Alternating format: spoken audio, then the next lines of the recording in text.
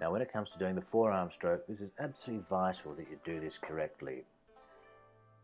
You can see here, I keep my arm out in front of my body.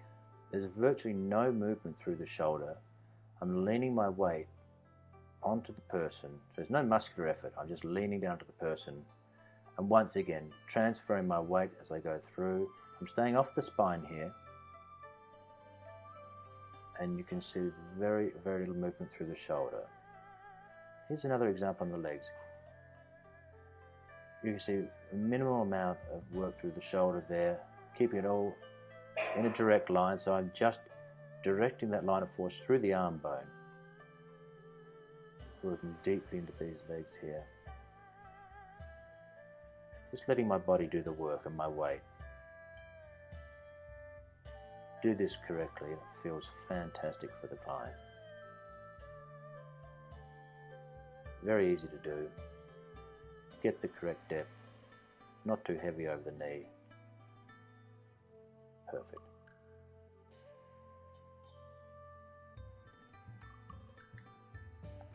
Alright, here's how not to do it. The poor posture of the lower back there, very little weight transference, if any at all. And you can see all that movement through the shoulder. The shoulder will not last long. You might be able to get away with doing one of these once a day with this poor technique, but start doing 5 or 6 a day and your shoulder won't last, the tendons through the shoulders. And here's another example of doing it really poorly. You can see that the arm is way back behind the shoulder.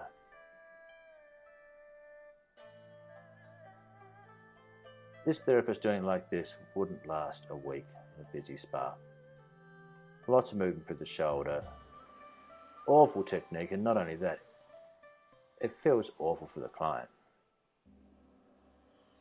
I can feel my shoulder hurting just looking at this. Awful.